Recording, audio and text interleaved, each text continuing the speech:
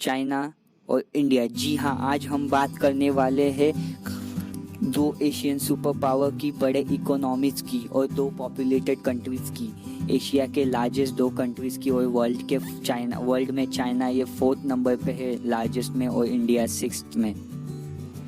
तो how China is a large economy in the world. India और China का development समय एक ही टाइम पे शुरू हुआ था, बट आज चाइना इंडिया से कितना आगे निकल गया इकोनॉमी में, डेवलपमेंट में, एजुकेशन में, मैन्युफैक्चरिंग पे।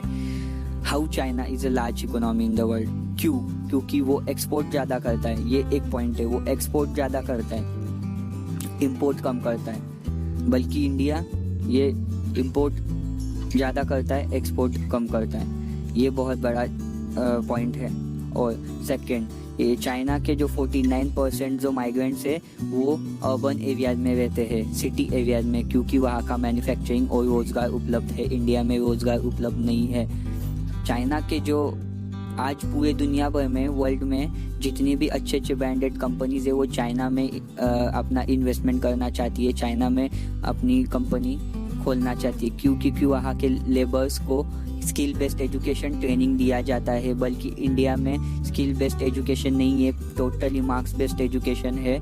चाइना में स्किल बेस्ड एजुकेशन को ही फोकस किया जाता है, ट्रेनिंग ही दिया जाता है। चाइना में बिजनेस, स्टार्टअप्स और रिसर्चेस को स्पेशली फोकस किया जाता है, बल्कि इंडिया में रिसर्चेस को स्टाइफंड ये कितना कम दिया जाता है आप इसका अंदाज़ा भी नहीं कर सकते हैं, बल्कि चाइना में इसको बहुत बढ़ावा दिया जाता है।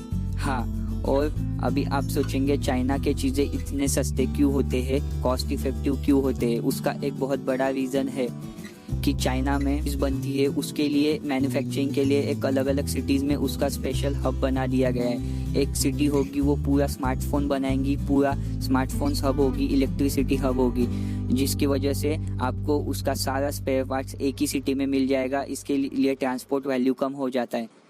अगर एक सिटी है ऑटोमोबाइल्स की तो वहाँ पूरा टायर्स, हॉर्न सब एक ही सिटी में मैन्युफैक्चर होगा और एक ही सिटी में उसको बनाया जाएगा। इसकी वजह से वो कॉस्ट इफेक्टिव होते हैं। बल्कि इंडिया में अगर ऑटोमोबाइल सेक्टर है, समझ लीजिए एक कंपनी मुंबई में है तो उसके टायर्स दिल्ली से मंगाए जाएंगे, उसके हॉर्न से चेन्नई से मंगाए जाएंगे, तो इसकी वजह से ट्रांसपोर्ट वैल्यू बढ़ जाता है और उसमें कॉस्ट बहुत बढ़ जाती है अपने इंडियन प्रोडक्ट्स की। तो ये बहुत अच्छा स्ट्रैटेजी चाइना ने यूज़ किया है कि अलग अलग सिटीज़ को एक स्पेशल हब बना दिया है, electricity hub, IT hub, automobiles hub. इसकी वजह से उनका कॉस्ट इफेक्टिव ये बहुत आसान हो गया है। हाँ, और चाइना में कॉपीराइट ऐसा कोई प्रकार ही नहीं है, बल्कि पूरे वर्ल्ड में हर एक ब्रांडेड चीज़ के लिए कॉपीराइट, ये एक कॉपीराइट क्लेम, कॉपीराइट रूल ऐसा वो होता है। हर एक कंपनी अपना ब्रांड बनाती है, वो ब्रांड कोई अलग कॉपी नहीं कर सकता है। पर चाइनीज चीज़ें होती है, वो चाइना कोई भी जो ब्रांडेड चीज़ है, जैसे स्मार्टफोन ले लीजिए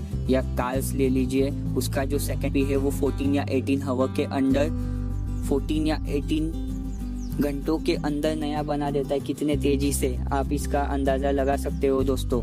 तेज़ी से सेकंड कॉपी बना के वो ग्राहकों को बेच दिया जाता है, वो भी लो प्राइस में। इसकी वजह से चाइना और यूएसए के बीच में दरार भी आ चुकी है 2018 में, ये कॉपीराइट क्लेम की वजह से।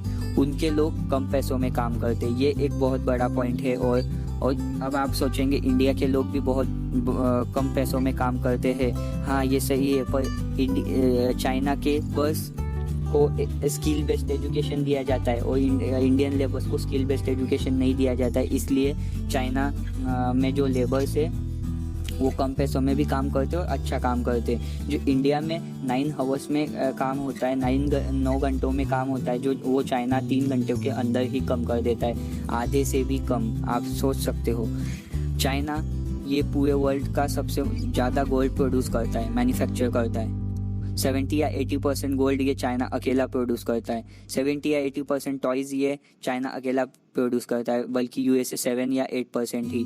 यूएसए को भी मैन्युफैक्चरिंग में चाइना ने पीछे छोड़ दिया है। सबसे ज़्यादा इलेक्ट्रिसिटी ये चाइना में प्रोड्यूस होती है। 25% वर्ल्ड की जो इलेक्ट्रिसिटी है वो चाइना में प्रोड्यूस होती है, क्योंकि उनके मैन्युफैक्चरिंग के लिए, बिजनेस के लिए ये सब बहुत उपयोगी होती है इलेक्ट्रिसिटी। उनके स्टार्टअप्स को, बिजनेस को वो बढ़ोतरा देने के लिए इलेक्ट्रिसिटी फैसिलिटीज़ दिया जाता है और इलेक्ट्रिसिटी में डिस्काउंट देके उनको नया स्कीम्स दिया जाते हैं। इस वजह से उनके स्टार्टअप्स, रिसर्चेस ये बहुत आगे बढ़ते हैं। इंडिया का इंफ्रास्ट्रक्चर और चाइना का इंफ्रास्ट्रक्चर ये वर्ल्ड का बेस्ट इंफ्रास्ट्रक्चर है और इंडिया का इंफ्रास्ट्रक्चर आप देख ही सकते हो।